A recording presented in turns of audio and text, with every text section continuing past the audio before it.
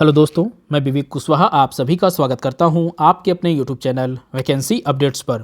आज की महत्वपूर्ण वीडियो उत्तर प्रदेश अधीनस्थ सेवा चयन आयोग यूपीएससी डॉक्यूमेंट वेरिफिकेशन की मास्टर वीडियो है। यूपीएससी के अंतर्गत आपने वीडियो, वीपीओ, मुख्य सेविका, लेखपाल, junior assistant, junior engineer, combined technical, ITI instructor, draftsman, lab technician, AGTA, x ray technician, वन दरोगा, forest guard, ASO, ED constable, मंडी परिषद जैसे महत्वपूर्ण पदों या यूपीएससी के अंतर्गत सम्मिलित किसी भी पद का यदि आपका डॉक्यूमेंट वेरिफिकेशन है तो उसके लिए आपको 4 प्रपत्रों की अनिवार्यता यूपीएससी की तरफ से निर्धारित है। आपने किसी भी पद का आपका डॉक्यूमेंट वेरिफिकेशन होने में से या और भी जो भी यूपीएससी के अंतर्गत सम्मिलित पद हैं उनमें से किसी के लिए भी यदि आपका डॉक्यूमेंट वेरिफिकेशन है तो उसके लिए 4 प्रपत्रों को आपको डाउनलोड करना है, उसको फिल करना होता है। चारों प्रपत्रों को कैसे फिल करते हैं, क्या आयोग के इंस्ट्रक्शंस होते हैं, किस प्रकार फिल करना होता है, क्या गलतियां होती हैं, क्या त्रुटियां होती हैं जिसकी वजह से बच्चों का फॉर्म रिजेक्ट कर दिया जाता है, तो उन सभी से बचने के लिए मेरा कैसा हुआ था, मेरा भी डीवी हुआ था, तो मैं अपने अनुभव को आप लोगों के साथ साझा करूंगा।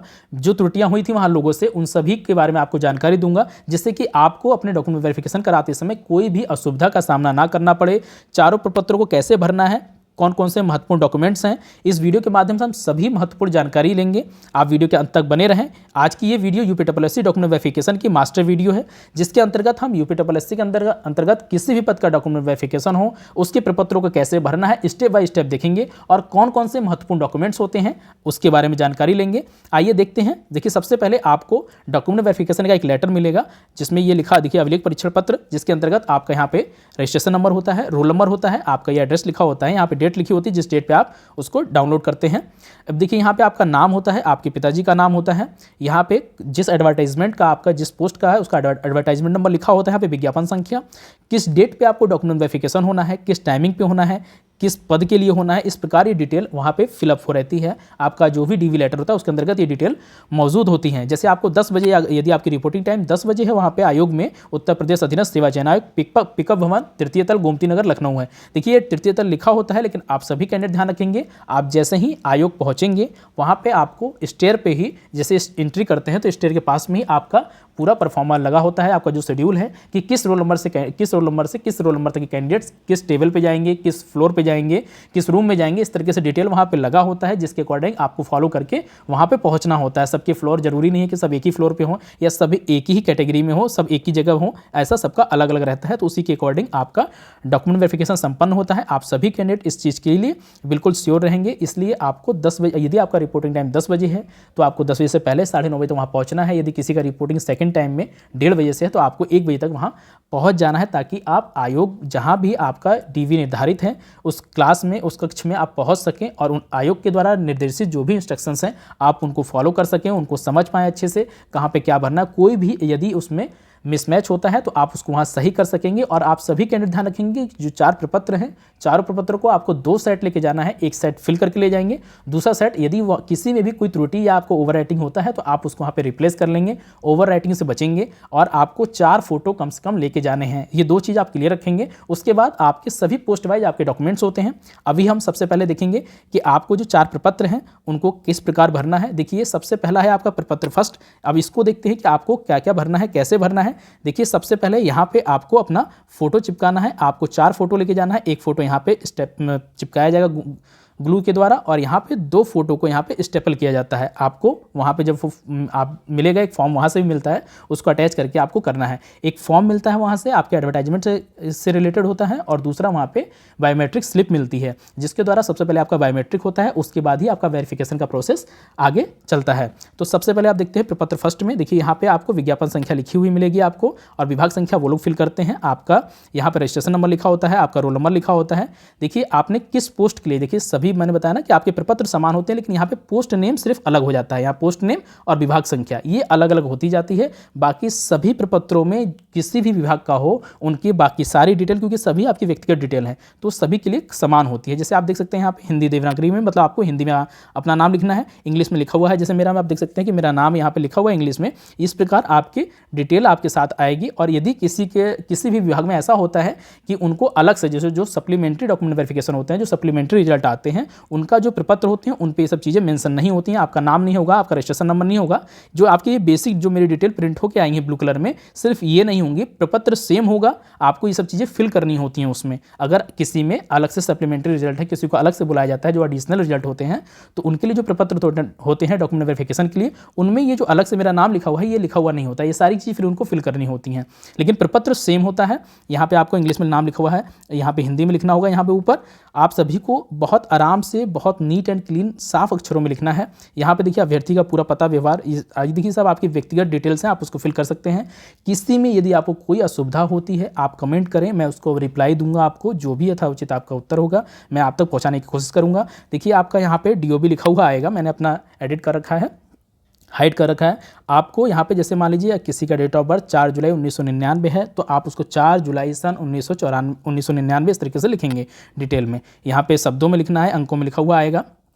इसी प्रकार आपका डिटेल है, अभ्यर्थी के पिता पति का नाम, आपको यहाँ पे सभी डिटेल, जिसमें भी आपको कन्फ्यूजन लगेगा आप देखिए, जिसकी आपको जानकारी है आप उसको फिल करेंगे, जिसकी आपको जानकारी नहीं है उसको ब्लैंक छोड़ देंगे। जैसे यहाँ पे क्या पिता पति ने कभी अपनी राष्ट्रीयता बदली है, मैक्सिमम लोगों ने किसी ने बदली नहीं है, अगर किसी के पे लागू होता है तो अब आपको उसको फिल करना है, अन्यथा उसको छोड़ देना है। देखिए जो भी चीज़ आप पे लागू होती है तो आप करिए, लागू नहीं होती है आप उसको छोड़ दीजिए। क्या अभ्यर्थी तथा अभ्यर्थी के पिता पति जन्म तथा अथवा अधिवास से भारतीय नागरिक हैं, देखिए यहाँ पे उसका विवरण देखिए, जो भी आप पे लागू होता है आप उसको लिखेंगे, अन्यथा उसको खाली छोड़ देंगे। इसी प्रकार विज्ञापन में देखिए, अभ्यर्थी विज्ञापन में लिखित किसी प्रकार का आरक्षण चाहते हैं, यदि आप आरक्षण चाहते हैं तो हाँ पे टिक करेंगे, नहीं चाहते हैं तो नहीं पे टिक करेंगे। इसी प्रकार आपकी वर्ग जाति क्या है आप उसको लिखेंगे। उपजाति में जैसे कोई PWBD कैंडिडेट्स हैं या कुछ और हैं तो उनके लिए जो भी डिसेबल्ड कैंडिडेट्स होते हैं उनको फिल किया जाता है। इसी प्रकार आप जैसे यहाँ पे देखिए, आप आयु सीमा में छूट चाहते हैं, जब भी आपने फॉर्म फिल किया था यदि आपको आयु सीमा उस समय जरूरत पड़ी थी छूट लेने की तो आप हाँ पे टिक करना होता है। देखिए यहाँ पे इस प्रकार। इसी प्रकार नेक्स्ट है, क्या अभ्यर्थी विवाहित है, तो आप यदि विवाहित है तो हाँ पे टिक करेंगे, नहीं है तो नहीं पे टिक करेंगे। जो भी आपके लिए लागू होता है आप उस पर टिक करेंगे। इसी प्रकार जो भी डिटेल्स हैं आप उनको बहुत अच्छे से ध्यान रखेंगे। देखिए 10 नंबर कॉलम में आपको लिखा हुआ है हाई स्कूल। अब देखिए यहाँ पे पहले से डिटेल लिखा हुआ है, अब आपको इसमें क्या फिल करना है, यहाँ पे अपने सभी सब्जेक्ट जो भी आपके हाई स्कूल के सब्जेक्ट हैं, हिंदी इंग्लिश मैथमेटिक्स जो भी हैं, आप उनको यहाँ लिखेंगे। आप कौन सी डिवीजन पास किया है, किस वर्ष में पास किया है आपने, और आपका प्राप्तांक क्या है, कितना नंबर आपको मिला है और उसमें कितने प्रतिशत है उसको यहाँ लिखेंगे। इसी प्रकार आपका प्रमाण पत्र संख्या जो आपको देखेंगे अपने मार्कशीट पे एक सर्टिफिकेट नंबर होता है उसको यहाँ फिल करना है, और यदि कोई आपको विशिष्टता है और जैसे कोई ऑनर्स है या कुछ भी ऐसा है तो उसको यहाँ पे फिल करना है। इसी प्रकार इंटरमीडिएट में भी आपको अपने सभी सब्जेक्ट को लिखना है यहाँ पे, और आपने किस डिवीजन पास किया है, किस वर्ष में पास किया है, क्या आपका प्राप्तांक है, क्या परसेंटेज है, और क्या आपके जो इंटरमीडिएट का सर्टिफिकेट नंबर है वो क्या है उसको यहाँ फिल करना है।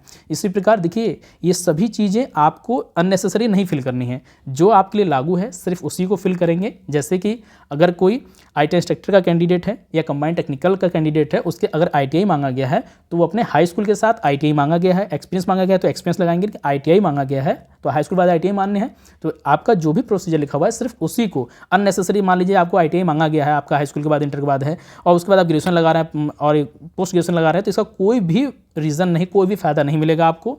कभी इन फ्यूचर में प्रमोशन होता है, बहुत लोग सोचते हैं कि प्रमोशन के समय काम आएगा, देखिए ऐसा जब भी होगा तो आपको आयोग अलग से आपसे ले लेगा, तो उस चीज़ से बचें। आपको जितना बेसिक जो भी इसेंशियल डॉक्यूमेंट्स है सिर्फ उन्हीं को फिल करने की कोशिश करें।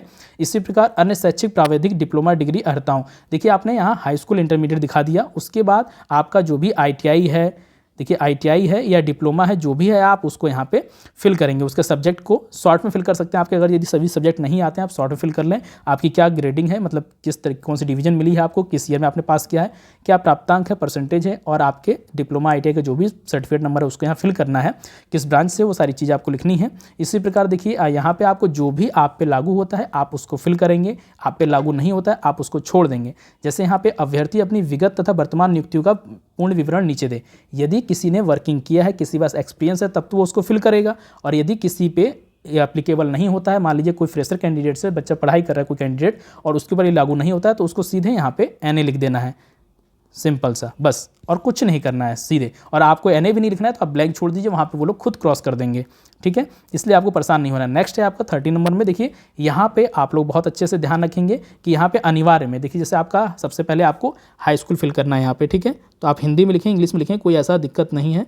आपने यहाँ पे ये लिखा, ठीक है, तो आप यहाँ हाई स्कूल लिखेंगे, इसके आगे जो आपका सर्टिफिकेट नंबर है उसको यहाँ लिखेंगे। इसी प्रकार इंटरमीडिएट तो यहाँ पे लिखेंगे, ठीक है, इस चीज़ का ध्यान रखेंगे आप लोग। यहाँ पे लिखेंगे इंटरमीडिएट जो भी आपकी क्वालिफिकेशन है उसको यहाँ लिखना है और उसके बाद उसके सर्टिफिकेट नंबर को यहाँ लिखना है। यहाँ कोई भी अपना डिटेल नहीं लिखेगा, हाई स्कूल इंटरमीडिएट ऐसा कुछ यहाँ नहीं लिखना है, ठीक है। आप लोग को high school intermediate graduation CCC ITI diploma जो भी लिखना है आपको यहाँ फिल करना है, इधर नहीं। यहाँ पे सिर्फ उनके सर्टिफिकेट नंबर लिखना है। और अधिमानी अहर्ताएँ जैसे आपकी होती हैं, आपने टेरिटोरियल जैसे यहाँ जो लिखा हुआ है यदि आपके पास हैं तो आप उसको लिखिए, अदरवाइज उसको ब्लैंक छोड़ दीजिए। इसी प्रकार जो 14 नंबर में है आपका टेरिटोरियल सेना में कम से कम 2 वर्ष की सेवा की हो, यदि आपने की है तो हाँ पे करेंगे और ये नहीं की है तो आपने ना पे टिक करेंगे। और की है तो उसका प्रमाण पत्र जो भी आपको सर्टिफिकेट मिला उसका प्रमाण पत्र संख्या इसके ऊपर लिख देंगे। इसी प्रकार आपका NCC का भी सर्टिफिकेट है तो आपको वहाँ पे टिक करना है। अगर यदि आपके पास है तब तो करना है, नहीं है तो नहीं पे टिक करना है। ये आपका नेसेसरी नहीं होता है, सिर्फ आपका ये नेसेसरी होता है, इसको करना जरूरी होता है। देखिए विज्ञापित अनिवार्य तथा अधिमानी अर्थाएं, तो ये अनिवार्य अर्थाएं हैं, ये अनिवार्य वाली हैं या अधिमानी वाली हैं, ये भी अधिमानी वाली हैं। तो ये होना अनिवार्य है, ये नहीं है तो कोई बात नहीं। इस बात का आप सभी लोग ध्यान रखेंगे, इसका कोई फर्क नहीं पड़ता है। देखिए अधिमानी अर्थाएं तभी आपकी काम आती हैं जब आप 2 कैंडिडेट समान अंकों से समान तरीके से जो टाई की कंडीशन होती है वहीं पर अधिमानी अर्थाएं वर्किंग करती हैं। तो आप सभी कैंडिडेट ध्यान रखेंगे, जिसके पास है उसके लिए ठीक है, नहीं है तो कोई बात नहीं। NCC B सर्टिफिकेट नहीं है तो आपको यहाँ प्रमाण पत्र संख्या लिखना है। इसी प्रकार देखिए जैसे ये कॉलम है आपको, क्या फौजदार अभ्यर्थी को किसी फौजदारी न्यायालय दंडित किया गया है, यदि हाँ तो आपको डिटेल लिखना है, हाँ तो डिटेल लिखना है। और यदि आप पे लागू नहीं होता है तो आप सीधे नहीं लिख देंगे, इस प्रकार नहीं लिख देंगे। जो भी आप पे लागू होता है जैसा भी है आप उसको लिखते जाएंगे। अब देखिए सबसे मोस्ट इंपॉर्टेंट चीज़ ये है 16 नंबर में। देखिए बहुत से कैंडिडेट इसके लिए परेशान रहते हैं कि उनके पास ट्रांजैक्शन ID नहीं है, बहुत लोगों के पास फॉर्म ही नहीं होगा, इतने पुरानी वैकेंसियाँ होती हैं, कुछ बहुत पुरानी वैकेंसी हैं, कुछ नहीं है। तो उसमें देखिए आप सभी कैंडिडेट ध्यान रखेंगे, ये सभी के लिए मैं एकदम क्लियर बता रहा हूँ मास्टर वीडियो के अकॉर्डिंग कि आपको देखिए यहाँ पे आपको चालान संख्या के लिए परेशान नहीं होना है। आपके पास है तो ठीक है, नहीं है तो आप इसको ब्लैंक छोड़ दीजिए। किसी भी प्रकार की कोई भी असुविधा नहीं होने वाली है। ये आयोग की तरफ से डिसीजन है कि आप इसको ब्लैंक छोड़ सकते हैं, कोई दिक्कत नहीं है। और जिसमें नेसेसरी होता है उसके लिए आयोग कभी मान लीजिए किसी पोस्ट के लिए यदि ये नेसेसरी है तो उसके लिए आयोग पहले से ही 1-2-4 दिन पहले आपको लिंक को प्रोवाइड कराता है, जिससे आप अपने ट्रांजैक्शन ID को जनरेट कर सकते हैं, देख सकते हैं, जो भी आपका जो फीस रिसिप्ट थी उसको डाउनलोड कर सकते हैं। तो यदि उनको नेसेसरी होता है तो वे लिंक जनरेट करते हैं, अदरवाइज आपको कोई आवश्यकता नहीं है। आप इसके लिए परेशान नहीं होंगे कि हम मेरा चालान नंबर नहीं मिला है, मुझे फीस ID नहीं मिल रही है। तो इस प्रकार में आपके देखिए इस चीज़ के लिए ज़्यादातर कैंडिडेट परेशान होते हैं, तो आपको इसको लेकर परेशान नहीं होना है। नेक्स्ट है आपको यहाँ पर अपना नाम लिख देना है। आपको अभ्यर्थी अपना हस्ताक्षर करेंगे, पूरा नाम लिखेंगे, पूरा पता लिखेंगे। आप सभी कैंडिडेट ध्यान रखेंगे, जो भी एड्रेस आप पहले पेज से लिखेंगे लास्ट पेज तक सेम एड्रेस होना चाहिए, उसमें कोई भी डिफरेंस नहीं होना चाहिए। दिनांक आपका जिस दिन डॉक्यूमेंट वेरिफिकेशन हो रहा होगा वो डेट लिखनी है यहाँ पे, और आपको स्थान आपका लखनऊ लिखना है। इसी प्रकार और देखिए जो लागू ना हो उसे काट दिया जाए। देखिए क्लियरली यहाँ पे आयोग के द्वारा भी यहाँ पे लिखा गया है स्पष्ट। अब नेक्स्ट है आपका प्रपत्र 2। अब प्रपत्र 2 में देखते हैं, देखिए यहाँ पे भी मेरा रजिस्ट्रेशन नंबर लिखा हुआ है। इसी प्रकार आपका जो भी होगा यहाँ पे नाम लिखा होगा, रजिस्ट्रेशन नंबर नहीं है, अब ब्लैंक है तो आपको वहाँ खुद लिखना होगा। इस प्रकार देखिए आपकी सभी बेसिक डिटेल्स हैं। यदि आपको कोई नहीं समझ में आता है तो आप कमेंट कीजिएगा, मैं आपको आपकी यथाउचित जो भी प्रश्न होंगे उसका उत्तर दूंगा। यहाँ पे देखिए अपना नाम लिखना है, पिताजी का नाम लिखना है, इसको आप आराम से लिख सकते हैं। माताजी का नाम, देखिए राष्ट्रीयता है, सबकी राष्ट्रीयता लिखनी है, स्थायी निवास पूरा पता लिखना है, सारी चीज़ें, वर्तमान का व्यवहार पता, आयु, जन्म तारीख, इसको डिटेल में आपका यहाँ DOB लिखा होगा, आपकी कितनी आयु हो चुकी है उसको लिख लेंगे। शैक्षिक योग्यता है 15 वर्ष की आयु से शिक्षा प्राप्त करने के स्थान और स्कूलों तथा कॉलेजों में व्यतीत किए गए वर्ष। अब देखिए जो 8 नंबर है प्रपत्र 2 का 8 नंबर, ये इंपॉर्टेंट हो जाता है। इसके लिए आप सभी कैंडिडेट ध्यान रखेंगे कि आपने जो आपने 15 साल के बाद मतलब high school intermediate basic details आपको लिखनी है। तो सबसे पहले आपको यहाँ लिखना है हाई स्कूल, इस बात का ध्यान रखेंगे। आपको इधर हाई स्कूल इंटरमीडिएट जो भी आपको यहाँ लिखना है। हाई स्कूल आपने कहाँ से किया था उस कॉलेज का नाम लिखना है। आपको जो आपका यहाँ पे एडमिशन डेट पूछा गया है, बहुत से कैंडिडेट्स हैं, किसी को भी उतना स्पष्ट नहीं होता है कि प्रवेश डेट क्या थी। जैसे आपने हाई स्कूल आज से 8-10 साल पहले किया है तो आपको नहीं पता है। तो यहाँ पे देखिए आपको बस कोई भी ऐसा जैसे जून जुलाई कुछ भी डाल दीजिए और वो सन डाल दीजिए। आपका जो छोड़ने का डेट होता है आपके मार्कशीट पे लिखा होता है, हाई स्कूल के पीछे लिखा होता है, जो भी सर्टिफिकेट है आप सब पे डिटेल में लिखा होता है नीचे।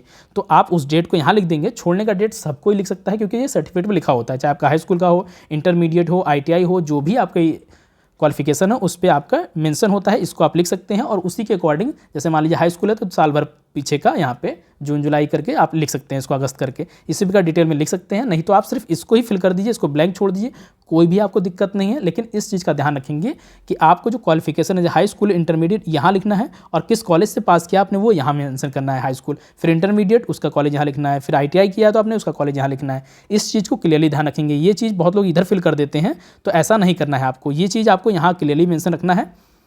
नेक्स्ट देखिए 9 नंबर में है आपका, यदि कार्यालय या फर्म के यदि कोई पूर्ण विवरण तथा पते जहां उम्मीदवार ने पहले काम किया, यदि आपने काम किया है तो आप पे एप्लीकेबल होगा, काम नहीं किया तो आप सीधे इसको NA लिख देंगे या क्रॉस कर देंगे। NA लिख दें या तो सीधा ऐसे क्रॉस कर दें, ठीक है। बीच में करेंगे, आप बाहर नहीं करेंगे, इस तरीके से अंदर करेंगे, ठीक है।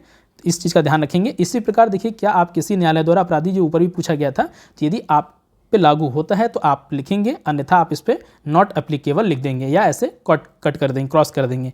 इसी प्रकार देखिए, सारी चीज़ें आपको बार बार वही पूछी जा रही हैं, इसको कट कर सकते हैं। यदि आपके पास लागू होती हैं तो आप उसका डिटेल फिल करेंगे, अगर लागू नहीं होती तो उसको कट कर देंगे। इसी प्रकार देखिए, आपको यहाँ पे अपना हस्ताक्षर करना है, पूरा नाम लिखना है, पूरा पता, सभी प्रपत्रों में सभी जगह समान पता होना चाहिए। आपका दिनांक, जिस दिन डॉक्यूमेंट वेरिफिकेशन होगा, स्थान लखनऊ होगा। इसी प्रकार आप देखते हैं प्रपत्र 3 को। प्रपत्र 3 में देखिए, आपको यहाँ पे लिखा हुआ है हिंदी देवनागरी लिपि में अपना नाम लिखना है, हिंदी में, इंग्लिश के बड़े कैपिटल लेटर में लिखना है। पिता पति का नाम, यदि स्त्री विवाहित है तो उसके। और आप सभी कैंडिडेट ध्यान रखेंगे कि यहाँ पे जो भी विवाहित स्त्रियाँ हैं, जो लड़कियाँ हैं, वे उनका जो कास्ट सर्टिफिकेट होगा वो पिता पक्ष का होगा। इस बात को क्लियरली ध्यान रखेंगे, इसमें कोई भी कन्फ्यूजन नहीं रखें। उनका जो भी डॉक्यूमेंट्स है, जैसे कि आपका जाति प्रमाण पत्र हो गया, वो आपका पिता पक्ष का लगेगा, पति पक्ष का नहीं लगेगा। इसके बहुत ज़्यादा क्यूरी आती है, तो मैं पहले आपको क्लियर कर दे रहा हूँ। ऐसे यहाँ पे जन्मतिथि आपको अंकों में लिखनी है और यहाँ शब्दों में लिखनी है। आपको स्थायी पता, व्यवहार पता, सेवा पद का नाम, यदि आप कहीं सेवा कर रहे हैं तो आप लिखेंगे, अन्यथा छोड़ देंगे इसको। किस कैटेगरी से बिलोंग करते हैं उस पर ऐसे टिक कर देना है, जिस भी कैटेगरी से होंगे आप उसको टिक कर देना है, फिल कर देना है। अब सेम प्रोसीजर यहाँ पे फिर से आ गया, आपको यही चीज़ आपको बार बार भरनी पड़ेगी, लेकिन बहुत सावधानी से फिल करेंगे। परीक्षाएं जिनमें उत्तीर्ण की हो आपने, यदि हाई स्कूल लिखेंगे इस प्रकार, तो आप यहाँ पे हाई स्कूल लिख के उसके जो भी सब्जेक्ट हैं, हिंदी इंग्लिश, उसको लिख लेंगे। अपना रोल नंबर लिखेंगे, किस वर्ष में पास किया था आपने और कौन सी डिवीजन में पास किया था उसको लिख लेंगे। इसी प्रकार हाई स्कूल, इंटरमीडिएट, ITI या डिप्लोमा या ग्रेजुएशन, जो भी आपका नेसेसरी मांगा गया है, जो भी इसेंशियल क्वालिफिकेशन है उसको ही दिखाना है। अदरवाइज किसी भी क्वालिफिकेशन को, एक्स्ट्रा क्वालिफिकेशन को नहीं दिखाना है। इससे बचेंगे आप लोग, क्योंकि उसका कोई भी बेनिफिट आपको नहीं मिलने वाला है। अब देखिए यहाँ पे फिर से वर्तमान नियुक्तियाँ, विगत नियुक्तियाँ, यदि आप पास लागू होता है, यदि आपने कहीं वर्किंग किया तो करिए, लिखिए, नहीं तो इसको NA कर दीजिए या कट कर दीजिए। दोनों में से कुछ भी आप कर सकते हैं, जो आपको ठीक लगे। मैं आपको एक एक ऑप्शन दिखा दे रहा हूँ यहाँ पे करके। इसी प्रकार देखिए, प्रपत्र 4 है आपका, ये प्रपत्र 4 जिसको अंक तालिका बोलते हैं। जैसे आपको इसमें अंकों को सम्मिलित करना होता है। यहाँ पे आपका नाम लिखा होगा, रोल नंबर, रजिस्ट्रेशन नंबर, नहीं लिखा है तो आपको इस प्रकार से फिल करना होगा अपना नाम। अब देखिए, इसको भरते समय आप लोग को बहुत ध्यान रखना पड़ेगा। आपको यहाँ पे सभी जगह देखिए, आपको यहाँ पे साइड में लिखना था हाई स्कूल इंटरमीडिएट, ठीक है, लेकिन यहाँ पे आपको क्या है, यहाँ ऊपर पहले ही लिखा हुआ है हाई स्कूल इंटरमीडिएट, स्नातक, स्नाकोत्तर, इस प्रकार से लिखा हुआ है। और जो भी टेक्निकल कैंडिडेट्स हैं, जैसे ITI डिप्लोमा, वो यहाँ पे मेंशन करेंगे। ITI हो गया या डिप्लोमा हो गया, वो यहाँ मेंशन करेंगे, ठीक है। अब देखिए, हाई स्कूल में आपके पास हिंदी था तो हिंदी का प्राप्तांक कितना था, पूर्णांक कितना, मान लीजिए 78 नंबर है 100 में से, ठीक है, इस तरीके से लिखते आएंगे। इसी प्रकार आपके जो भी सब्जेक्ट हैं, पहले आप हाई स्कूल कंप्लीट करेंगे, हिंदी इंग्लिश जो भी आप सब्जेक्ट हैं उसको कंप्लीट करके यहाँ पे आप टोटल इसको कर लेंगे। फिर इसी प्रकार इंटरमीडिएट है, इंटरमीडिएट में आपको हिंदी है तो इसके सामने यहाँ लिखेंगे कि कितने नंबर आपको मिले हैं, मान लीजिए, और कितने में से मिले हैं, तो ये आपको लिखते जाना है। अंग्रेजी भी है तो ठीक है। अगर गणित एप्लीकेबल नहीं होता है तो आप गणित को छोड़ के फिर यहाँ पे आ जाइए, जो भी आपका सब्जेक्ट है उसको लिखिए, उसके प्राप्तांक यहाँ लिखिए, फिर यहाँ पूर्णांक लिखिए, जितने में से आपको मिला है उसको आप यहाँ लिख के, इसी प्रकार जो सब्जेक्ट है आपके यहाँ लिख लेंगे और आपका यहाँ कंप्लीट हो जाएगा, ठीक है। जो आपका लागू होता है इनमें से कॉमन सब्जेक्ट तो ठीक है, नहीं तो आप यहाँ से लिख लेंगे जो यहाँ पे नहीं मेंशन है, ठीक है। आपका ये इंटरमीडिएट हो गया। अब आपको ग्रेजुएशन के लिए फिल करना है, तो ग्रेजुएशन को फिल करते समय देखिए, आपको ये ध्यान रखना है, यहाँ पर सब्जेक्ट लिखना है, यहाँ उसके प्राप्तांक पूर्णांक लिखना है, ये ग्रेजुएशन के लिए लाइन है, ठीक है। इस प्रकार आपको फिल करते जाना है। सेम इसी प्रकार आपका ITI है, डिप्लोमा है, तो आपको इसके अकॉर्डिंग अपने फिल करने सब्जेक्ट, ठीक है। यहाँ सब्जेक्ट लिखना है और यहाँ पे क्या प्राप्तांक है आपका और क्या पूर्णांक है, उसके अकॉर्डिंग यहाँ लिखते जाना है। फिर आप सभी कैंडिडेट ध्यान रखेंगे, आपको यहाँ पे देखिए हाई स्कूल का यहाँ पे टोटल लिखना है कि कितने का टोटल प्राप्तांक आपको कितना मिला है। जैसे मान लीजिए किसी को 425 मिला है, कितने में से मिला है, तो 600 में से मिला होगा, इस तरह से टोटल लिखना है। इसी प्रकार इंटरमीडिएट में मान लीजिए कि 400 नंबर है आपका 500 में से, इस प्रकार इसी प्रकार आपका ITI में जितना भी टोटल होगा और कितने में से है पूर्णांक यहाँ लिखना है, इस प्रकार आप दिखाएंगे। और सेम इसी के नीचे जैसे कि हाई स्कूल में आपका कौन सा डिवीजन है तो फर्स्ट डिवीजन, तो इस तरीके से लिख देंगे फर्स्ट। इसी प्रकार जो इंग्लिश में लिखेंगे इंग्लिश में, नहीं तो प्रथम लिख सकते हैं। इसी प्रकार इंटरमीडिएट में फर्स्ट लिखना है या प्रथम लिखना है, आप उसको लिख सकते हैं। इसके नीचे लिखेंगे आप, इस बात का ध्यान रखेंगे। इस प्रकार ITI डिप्लोमा में जो भी है आपका उसको लिखेंगे और यहाँ पर फिर आप अपने सिग्नेचर करेंगे, आप इसको वेरीफाइड कर देंगे। इसी प्रकार अब देखिए जो भी कैंडिडेट इस प्रकार है, जैसे मान लीजिए ITI वाले हैं, ITI इंस्ट्रक्टर वाले हैं, डिप्लोमा वाले, JEE वाले हैं, तो उन सभी के लिए जितने भी टेक्निकल पद हैं, जिनमें काफ़ी सारे पद होते हैं, किसी भी विभाग का हो सकता है, जैसे ITI इंस्ट्रक्टर का है, कंबाइंड टेक्निकल का है, इनमें से किसी, जैसे राजस्व लेखपाल में तो क्या था कि सिर्फ लेखपाल के ही पद थे, तो उसमें कोई ऐसा अंतर नहीं है। लेकिन जिसमें कई विभागों की वैकेंसी है तो उसमें ऐसा होता है कि आपको यहाँ पे ये आपका वरीयता क्रम के लिए लिखा होता है। देखिए विभागों पदों हेतु वरीयता प्रपत्र, ये प्रपत्र अलग से होता है। जो भी टेक्निकल कैंडिडेट्स होते हैं या जिनमें कई विभाग होते हैं उनमें पदों का चयन करना होता है कि आप किसको प्रेफरेंस पहले देना चाहते हैं, किसको बाद में देना चाहते हैं। तो उसके अकॉर्डिंग जैसे मेरा था 4, ये देखिए एडवर्टाइजमेंट नंबर लिखा होता है, तो उसके अकॉर्डिंग मेरे लिए इतनी पोस्टों पे एलिजिबल था, मैं इतनी पोस्टें थी, मैंने अप्लाई किया था, तो उसके अकॉर्डिंग मैं कौन सी पोस्ट को पहले नंबर पे, कौन सी दूसरे नंबर पे, जैसे वरीयता क्रम यहाँ पे देना है मुझे, जैसे मुझे ये पहले नंबर पे लेना है तो मैं इसको अंकों में लिख दूंगा 1 नंबर, फिर ये 2 नंबर, ये 3 नंबर, ये 3 नंबर, ये 4 नंबर। तो इसी प्रकार फिर मैं इसको लिखूंगा 1 शब्दों में लिखना है, फिर इसके ये 2 इस प्रकार लिखना है, 4 इस तरीके से आपको फिल करना है। ये देखिए ये आपका सभी वैकेंसी में नहीं होता है, लेकिन ये 4 प्रपत्र जो होते हैं, ये 4 प्रपत्र मैंने आपको डिटेल बता दिया। ये आपका वरीयता क्रम होता है, अलग से होता है, ये उसी में सम्मिलित होता है जब भी आपका डॉक्यूमेंट वेरिफिकेशन होता है। इसमें भी यहाँ नीचे डेट और यहाँ सिग्नेचर करना होता है। इसी प्रकार देखिए किसी भी वैकेंसी के लिए आपने प्रपत्र फिल करना हो तो आप इसको डिटेल में देख लें।